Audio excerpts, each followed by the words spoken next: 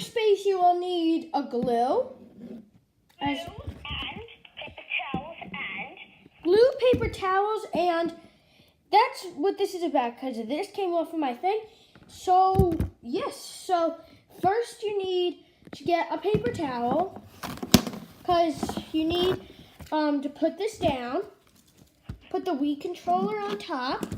Get the glue, as you can see. I'm going to take the cap off, like this, and then squirting a little of this on my hand.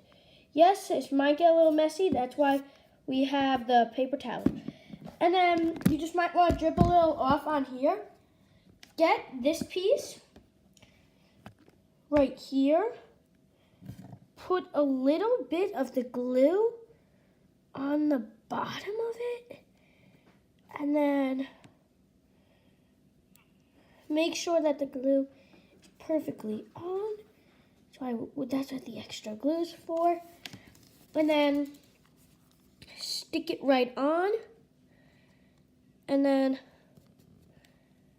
you might have to wait a little long, maybe tomorrow at this time. It will be perfectly ready.